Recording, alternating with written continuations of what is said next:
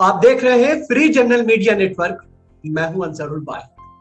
6 सितंबर को मुंबई में एक सेमिनार आयोजित किया गया था और यह seminar global strategic policy foundation Pune के ज़ेर एहतमाम किया गया था।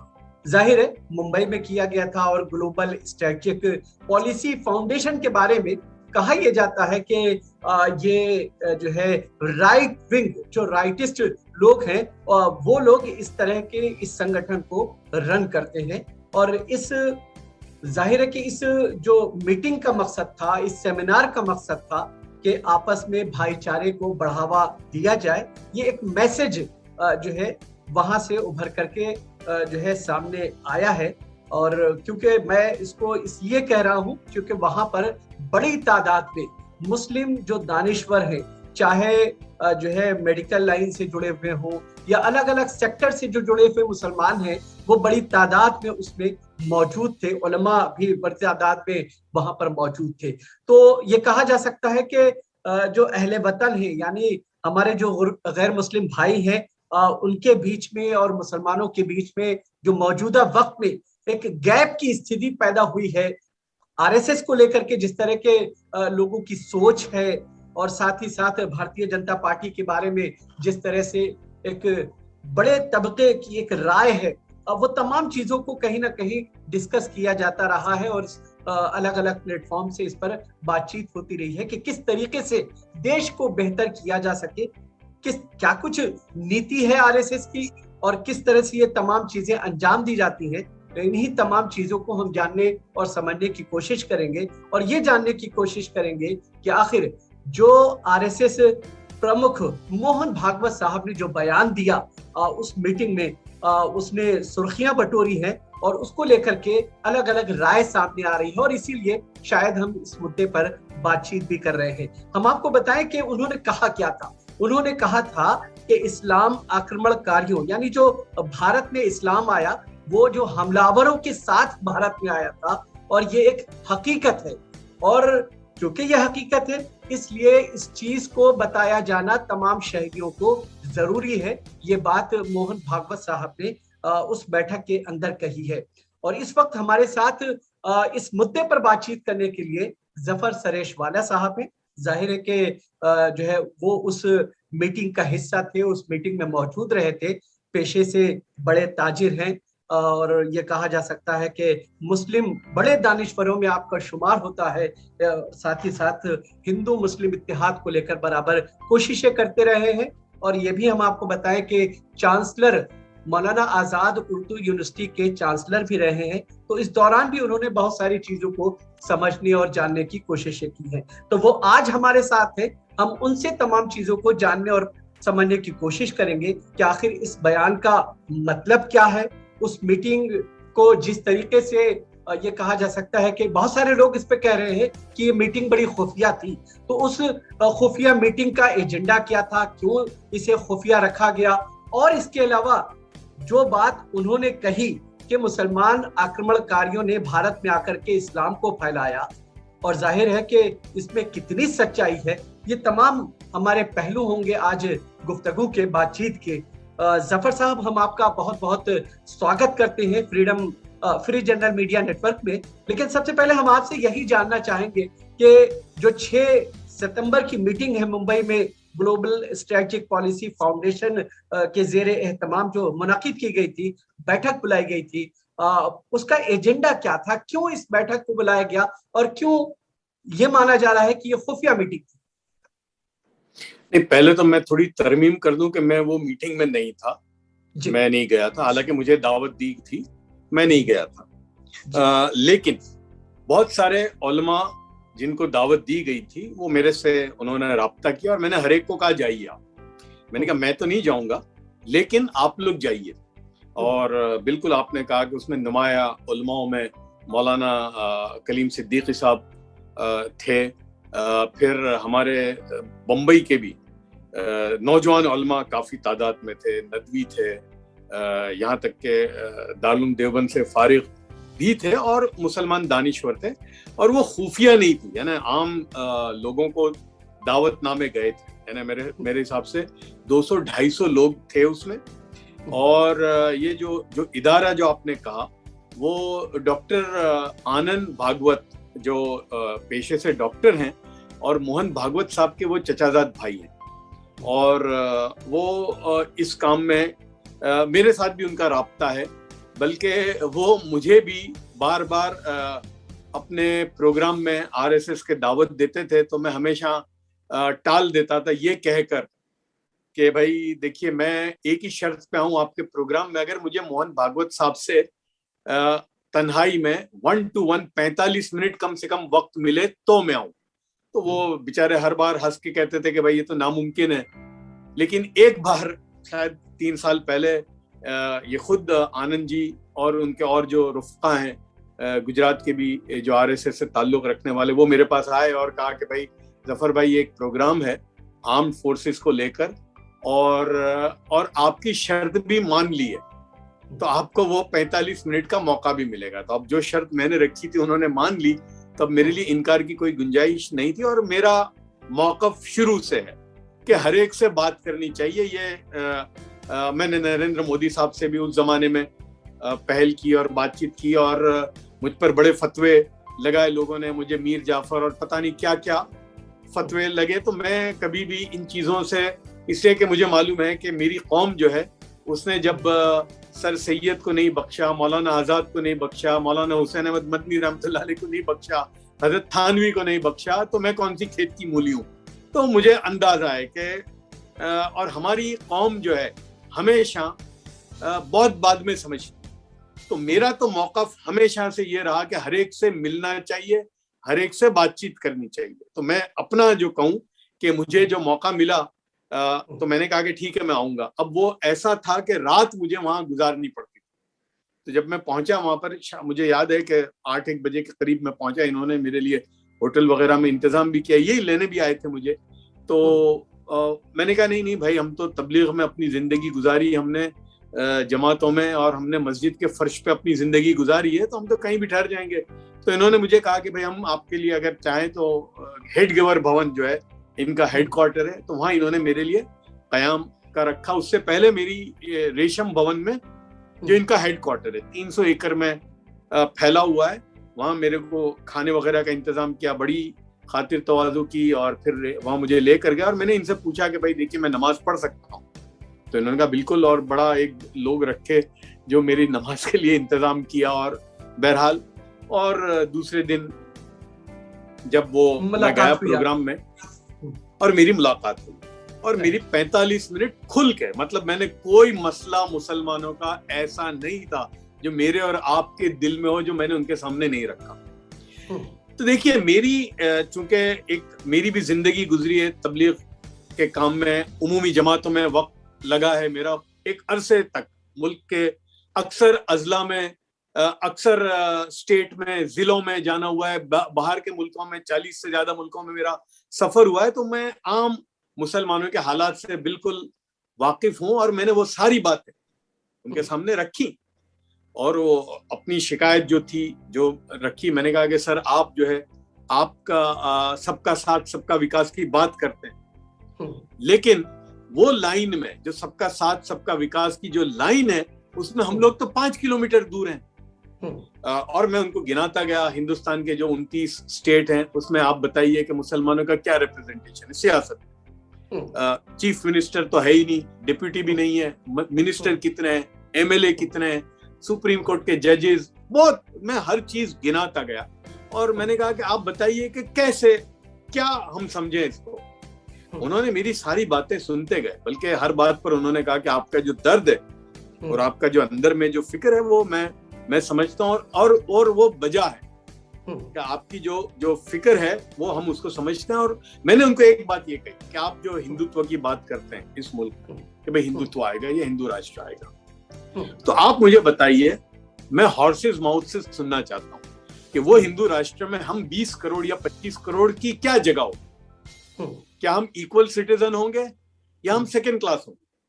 तो उस पर उन्होंने मुझे बिल्कुल कहा कि देखिए, जो पिछली बातें उन्होंने कहा कि आपके जहन में बहुत सारी चीजें होंगी, ठीक है, लेकिन आज हम ये मानते हैं, ये उन्होंने बिल्कुल इन्वर्टेड कॉमा मुझे कहा कि हम मानते हैं कि ये मुल्क तरक्की नहीं कर सकता अगर इस मुल्क का मुसलमान तरक्की नहीं करता, यानी अगर ये मुल्क का मुसलमान जो है 20 करोड़ या 25 करोड़ जो भी है, अगर वो तरक्की की रेस में नहीं है तो ये मुल्क तरक्की नहीं कर सकता। तो ऐसे हम चाहते हैं कि जी जफर, इसमें एक चीज ये जानना चाहूंगा कि जब वो ये कहते हैं कि जो है हम पिछली बातों को इग्नोर करके आगे हमें बढ़ना चाहिए और जब तक सबका साथ सबका विकास नहीं होता तो मुल्क तरक्की नहीं कर सकता है, ऐसे में जो उन्होंने ये बयान दिया कि इस्लाम आक्रमणकारियों के साथ भारत आया और ये एक हकीकत है और इसे हर व्यक्ति को बताया जाना जरूरी है, इस बयान को फिर किस तरह से देखा जाना चाहिए, इसका क्या मतलब निकाला जाए?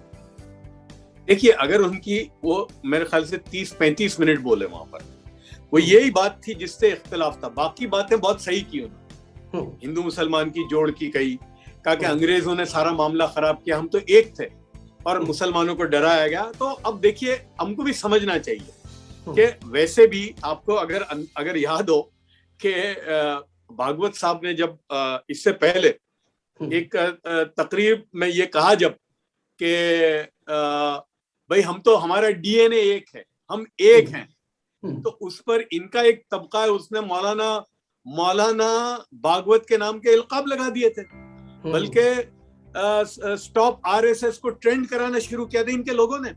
तो इनका एक तबका जो है वो बिल्कुल चाहता ही नहीं है, एक है छोटा सा तबका जो चाहता ही नहीं है कि किसी भी तरह ये मुसलमानों से बातचीत भी करें। तो मैं समझता हूं कि देखिए, मोहन भागवत साहब को थोड़ा बैलेंस करना पड़ेगा, तो हो सकता है उन्होंने उनको करने के लिए, लेकिन इसके अलावा उनकी पूरी तकरीर मैंने सुनी, मुझे किसी ने भेजी कि ये जो उनकी 30 मिनट की तकरीर थी वो बहुत सही थी। खास तौर से उन्होंने जोड़ की बात की, मुसलमानों के जो अंदेशे थे उसके खतरात के, खदशात के उन्होंने बातें कही। रही बात उनकी जो भागवत साहब की ये बात है कि हिंदुस्तान में आक्रमण से इस्लाम फैला, तो उसका तो जवाब नरेंद्र मोदी साहब ने दिया था 2 या 3 साल पहले। बिल्कुल, कि मोदी साहब ने कहा था कि भाई 629 एडी में इस्लाम इस मुल्क में आया है और वो वेस्ट से आया है, केरला से आया है। तो वो बात भी लोगों ने चलाई और वो बात की तरफ लोगों ने उनका इशारा भी किया। तो मैं समझता हूं कि अगर इतनी बात को हम नजरअंदाज करें, बाकी उनकी जो बात थी वो सही थी और वो काफी जोड़ पैदा हो जाए। लेकिन देखिए, मेरे लिए उससे भी ज्यादा इंपॉर्टेंट उन्होंने क्या कहा नहीं कहा वो भी ज्यादा इंपॉर्टेंट नहीं है। उनका ये इकदाम कि भाई 250 मुसलमान इंटेलेक्चुअल को बुलाना और उसमें उलमाओं को बुलाना, यानी बड़ी तादाद में उलमा थे, उस देवबंद के थे, नदवा के थे, मैं जानता हूं उनको। तो वो बहुत बड़ा और खुद ये हमारे जो उनके जो चचाजाद भाई हैं अनंत भागवत साहब खुद गए थे पर्सनली, हाँ, सब जगह पे पर्सनली दावत देने गए थे। तो बहुत सारों ने मुझसे पूछा, मैं नाम नहीं लेता, तो मैंने कहा नहीं बिल्कुल आपको जाना चाहिए और आपको ये पुल का काम करना चाहिए और ये इनका जो इकदाम है ये मैं समझता हूं कि बाकी क्या होता है वो बात की बात है, लेकिन ये इनका जो इकदाम है हमसे बातचीत करने का, मैं समझता हूं कि हमको इसको लेकर मामले को आगे लेकर जाना चाहिए। बिल्कुल, मामले को आगे लेकर के चलना चाहिए। लेकिन एक सवाल यहाँ पर ये समझना चाहेंगे कि जाहिर है कि जिस तरह का ये बयान आया, आपने कहा कि इस बयान को अगर हम छोड़ दें बाकी सारी बातें बिल्कुल से दुरुस्त हैं, लेकिन ये जो बयान है कहीं ना कहीं उनके इस पूरे प्रोग्राम का जो एजेंडा था उस पे एक तरह से पानी फेरता हुआ नजर आ रहा है, क्योंकि लोगों में एक सोच है, वो जो एक नेगेटिविटी आरएसएस को लेकर के है, बीजेपी को लेकर के है। लोगों ने कहना शुरू कर दिया कि भाई उन्होंने तो इस तरह का बयान दिया, वो हमारे बारे में बेहतर नहीं सोचते। नहीं, उसके बाद उनका ही बयान उसी तकरीर में कि अंग्रेजों ने हमको भड़काया है, अंग्रेजों ने हमको भड़काया है, अंग्रेजों ने हमारे अंदर में आपस में दुश्मनी पैदा की है। तो वो उनकी वही बात को, उनकी बात की जो बात है वो कट कर देती है।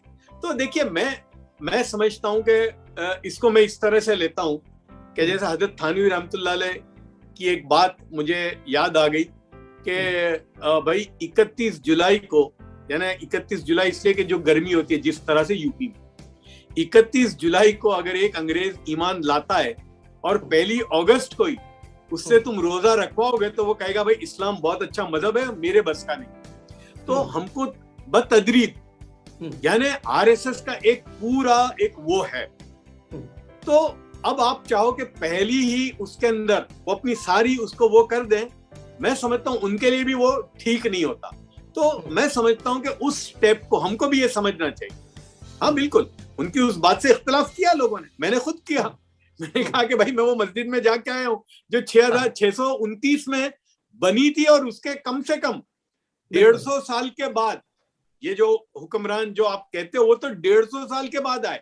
और सिर्फ वही नहीं, हमारे गुजरात का जो साहिली इलाका है भरूच और खासतौर से ये खंबात, वहां पर 631 में, यानी 3 मस्जिदें तो हिंदुस्तान में रसूलुल्लाह सल्लल्लाहु अलैहि वसल्लम की जिंदगी में बन गई।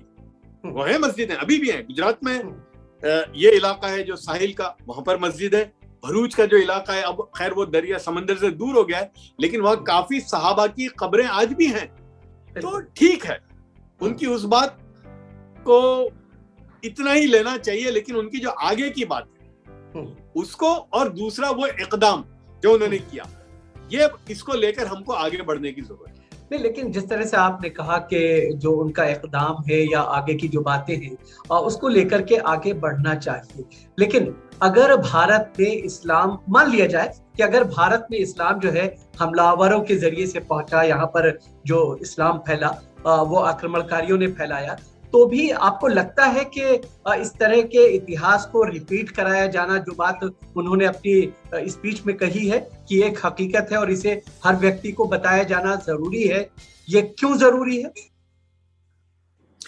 देखिए ऐसा है ना कि मैं, अब वो उनकी हर बात, हो सकता है भाई उनकी 50 बातों में से हमको 10 बातों में इख्तिलाफ होगा, तो मैं ये समझता हूँ, देखिए मेरा ये उसूल है कि ठीक है, तो इसीलिए कि उनकी उस बात को नेगेट करने के लिए हमको उनके साथ राब्ता करने की जरूरत है। बार बार हम मिलें और उनको समझाएं कि भाई आप जो कह रहे हो, देखिए ये पब्लिक उसका नहीं है डायरेक्ट। और मैंने उनसे 45 मिनट में बहुत सारी बातें कई बातें उनको कही जो मैं पब्लिक में नहीं कह सकता था। और देखिए कुछ बातें ऐसी होती है जो तन्हाई में कही जाती है, तो इसीलिए उनका जो जहन है, देखिए हमने जब नरेंद्र मोदी साहब से मुलाकात की और उसके बाद एक सिलसिला चलता रहा, तो मेरी मुखालिफत आप तो जानते हैं कि बड़ी मुखालिफत की लोगों ने, बिल्कुल मुझे बहुत मुखालिफत की कि भाई ये यूं है और पता नहीं बिक गए और क्या क्या आया, जबकि लोगों को ऐसा लगता है भाई मेरा खानदान 150 साल से कारोबार में। जब मैं नरेंद्र मोदी साहब को मिला था ना 2002 में, तो मेरे खानदान के कारोबार को 112 साल हो चुके थे।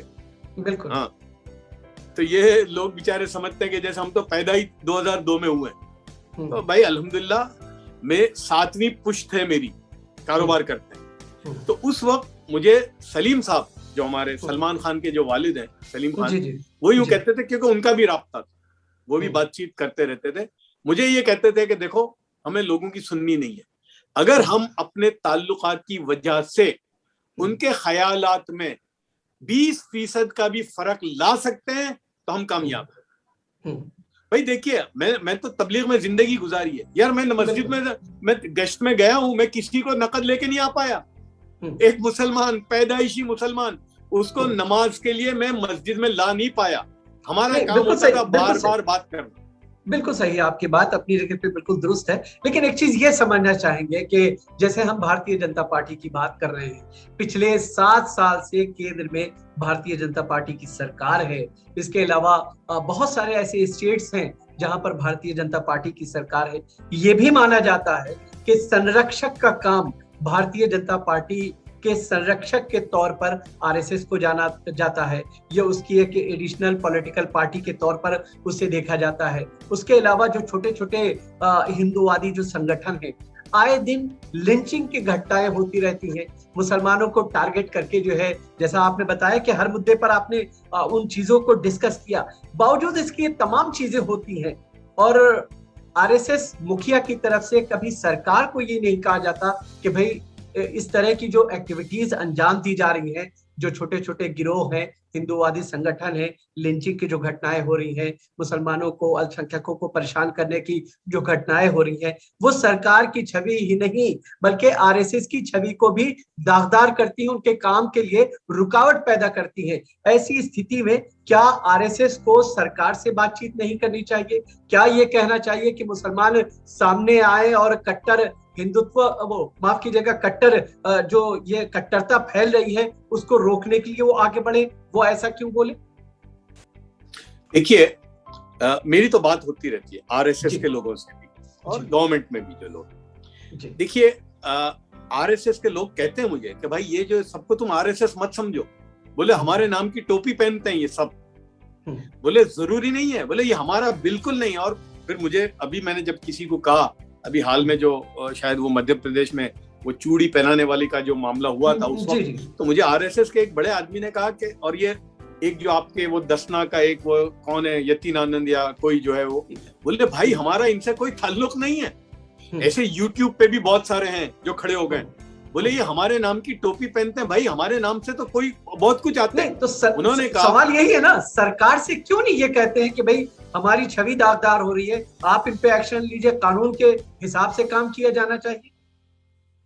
नहीं, वो हम लोग खुद कहते हैं, मैं खुद भी बार बार उनके सामने रखता हूं, तो वो यही कहते हैं ना कि देखिए ये अब यूं देखो भाई, जैसे मैंने अब इनके बहुत बड़े उनसे बात की तो उन्होंने कहा यार जफर भाई आप मुझे बताओ 7 साल के अंदर पूरे मुल्क में कितने वाकयात हुए?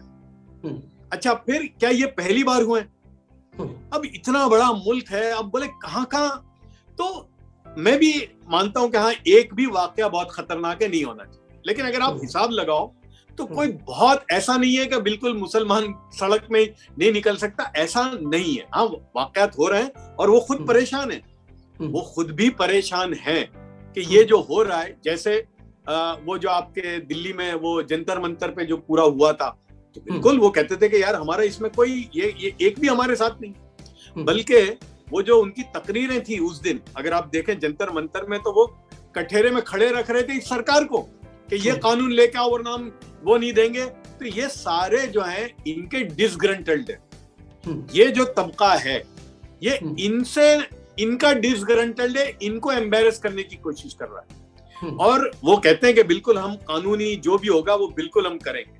तो वो एक्चुअली ये लोग भी परेशान है कि भाई हमारी ये थिंकिंग नहीं है। मुझे कहा, मैंने उनके सामने रखा, तो बोले आजकल क्या हो गया है कि हिंदू के नाम पे और हिंदू बनकर ये जो कर रहे हैं, जैसे मुसलमान में इस्लाम के नाम पे बहुत सारे लोग कर रहे हैं, नहीं कर रहे भाई, आईसिस है या दाइश है या जो जितने, या ये तालिबान भी है फॉर एग्जाम्पल।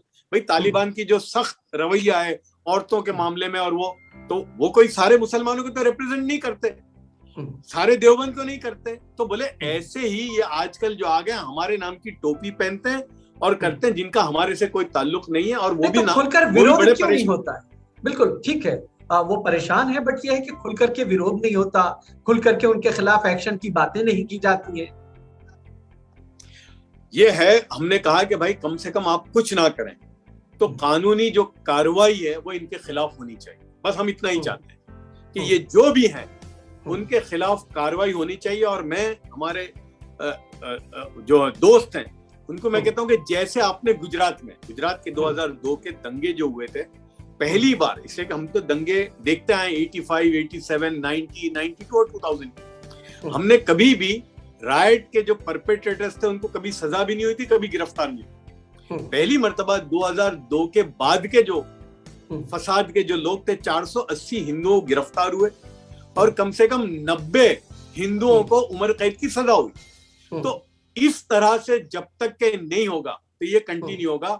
इसलिए हो रहा है कि वो आपको एक मिसाली लोगों के साथ कानूनी कार्रवाई, हम और कुछ नहीं चाहते, और ये बात हम कहते रहते हैं आरएसएस के लोगों को भी और हुकूमत में जो है उनको भी। अच्छा, एक सवाल ये जानना चाहेंगे कि आखिर मुसलमानों के ये जो बयान उन्होंने दिया कि आक्रमणकारियों ने भारत में आए तो वही इस्लाम लेकर के आए, और आपने अपनी बात में इस बात को कहा कि सूफिया इस्लाम को लेकर आए, प्रधानमंत्री ने भी कई मौकों पर इस बात का इजहार किया कि सूफिया के जरिए से भारत में इस्लाम फैला। लेकिन हम आपसे ये जानना चाहेंगे कि आखिर मुसलमानों के हमले को बार बार इस तरह से क्यों याद कराया जाता है? क्यों इस तरह की चीजों को, जब हम तमाम चीजों को भूल करके आगे बढ़ने की बात कर रहे हैं, तो फिर इस तरह की बातें क्यों होती? अब देखिए, वो उनकी पुरानी एक चली आती, बोलते ना, एक वो पुरानी आदत है, उसको रातों रात नहीं बदल सकते। इसीलिए मैं कहता हूँ कि इनसे ताल्लुकात होने चाहिए इनके सामने। और देखिए, मेरे बहुत सारे ताल्लुकात में हिंदू हैं मेरे साथ, इसलिए कि हम कारोबार में, भाई हमारा कारोबार ही उनके साथ है, तो ये बातें हमारी रोजमर्रा होती। और मैंने सैकड़ों हिंदुओं के जहन को बदल दिया इस मामले में। मैं हमेशा कहता हूँ, हमारे और जो बहुत पढ़े लिखे हिंदू हैं, जो इंटेलेक्चुअल भी हैं, मैं उनको कहता हूँ कि आप मुझे बताइए कि जब ये आप जो कह रहे हो कि ये जब से 1000 साल हुकूमत रही, भाई तब भी मुसलमान 10% थे और आज भी इतने ही हैं। तो अगर ये आप कहते हो कि भाई 400-500 साल का जमाना तो ऐसा गुजरा है कि बिल्कुल 100% इनकी हुकूमत थी, तो ये मुल्क में कोई हिंदू ही नहीं रहता। और मुझे आप एक बात बताइए कि जुल्म की बुनियाद पर क्या किसी की हुकूमत चलती है इतने साल तक? क्या 200-300 साल या 400 साल जो आप बता रहे हो, क्या 400 साल तक कोई तलवार की नोक पे हुकूमत कर सकता है? क्या कोई इनकलाब नहीं हुआ? तो लोग, तो जब हम ये बात रखते हैं, क्या आप बताइए, और कौन हुआ इस मुल्क में जो कन्वर्ट भी, वो कौन हुए? 90% दलित जो थे, तो उनको इस्लाम में इंसाफ और जो इस्लाम का एक निजाम है सोशल, वो मिला, तो इसलिए वो लोग हुए। तो ये हमको इसीलिए बार बार लोगों के साथ राब्ता होना चाहिए हर लेवल पे, सिर्फ आरएसएस के साथ नहीं, जितने संगठन हैं, जितने ग्रुप हैं। और मेरा एक तजुर्बा है कि आप जब सही बात रखोगे तो तबका दो किस्म के लोग हैं दुनिया में, एक जिद्दी और एनादी किस्म के हैं, जो भी बात रखोगे तो नहीं मानेंगे, लेकिन बड़ा तबका जो है वो सलीमुत्तबा है। आप उनके सामने जब इंसाफ की, समझदारी की बात रखोगे तो लोगों के जहन में बात आती है, तो वो हमको करना पड़ेगा, जहन साजी जिसको कहते हैं। गलत बात के मुकाबले में सही बात, ये है, और कोई रास्ता नहीं है। गलत बात के मुकाबले में सही बात करोगे, एक तबके तक बात पहुंचेगी। नहीं, तो इसके लिए सरकारें हैं ना, वो सरकार अपना काम करे, क्योंकि सरकार काम कर नहीं रही है और इस वजह से इस तरह के हालात हैं। देखिए, मैं नहीं समझता कि ये सरकार का कोई सब्जेक्ट है, ये हमको सिविल सोसाइटी के लोगों को करना पड़ेगा। मैं नहीं समझता कि ये सरकार का, और ये सरकार तो इनकी अभी आई है, 6 साल हुए, इससे पहले किसकी हुकूमत थी 10 साल तक? तो इसलिए ये सरकारों का काम नहीं है। मैं समझता हूँ ये इख्तिलात जो है आपस का, ये हमको सिविल सोसाइटी के लेवल पर होना चाहिए। यानी भाई देखिए, आज से पहले अगर आप चले जाओ 30-40 साल पहले, तो इख्तिलात ये था कि भाई हमारी मौत मैयत में, शादी ब्याह में, उसमें आना जाना होता था, एक सोशल कनेक्शन था। अभी पिछले कई सालों से ये सोशल कनेक्ट हमारा खत्म हो गया, हमारा सिर्फ तिजारती रह गया। तो वो जो सोशल कनेक्शन था कि भाई उनकी मौत मैयत में जाना, हमारी उसमें आना, उनके त्योहारों में हमको जाना, हमारे त्योहारों में आना, मैं समझता हूँ कि इसको फिर से हमको जिंदा करने की जरूरत है आम सतह पर। बिल्कुल, आम सतह पर इन चीजों को जिंदा किए जाने की जरूरत है। साथ ही साथ जिस तरह से लोगों के आपस में रब्त बढ़ेंगे, तो इस तरह के जो अनासिर हैं, या ये कहा जा सकता है कि जो इस तरह के तत्व हैं, वो अपनी नापाक हरकतों को अंजाम नहीं दे पाएंगे और इस तरह से चीजों पर लगाम भी लगाया जा सकता है। साफ तौर पे ये जफर सुरेशवाला साहब का ये भी मानना है कि जब तक के हम एक दूसरे से मिलेंगे नहीं और एक दूसरे से रब्त बेहतर वे में जाकर के करेंगे नहीं, बढ़ाएंगे नहीं, तब तक जो है कोई कंक्रीट इसका हल मिलता हुआ नजर नहीं आता। और साथ ही साथ उन्होंने ये भी कहा कि ये जो पूरा बयान है, इस बयान से वो इत्तफाक नहीं रखते, लेकिन बहुत सारी चीजें जो अच्छी हैं उन चीजों को अपना लेना चाहिए, उन चीजों के जरिए से आगे बढ़ना चाहिए, ताकि मुल्क एक बेहतर फिजा में और बेहतर माहौल में हम जो है इस मुल्क में रह करके सांस ले सके। बहुत बहुत शुक्रिया जफर सुरेशवाला साहब, आप हमारे साथ जुड़े। लेकिन जाने से पहले हम अपने तमाम दर्शकों से, जी मैं एक आखिरी बात कहना चाहता हूं। जी फरमाए। मैंने कही उस पर, देखिए हमारी 2002 के फसाद में हमारी ऑफिस और वो पूरी बिल्डिंग जल गई थी और वो वीएचपी के लोग थे।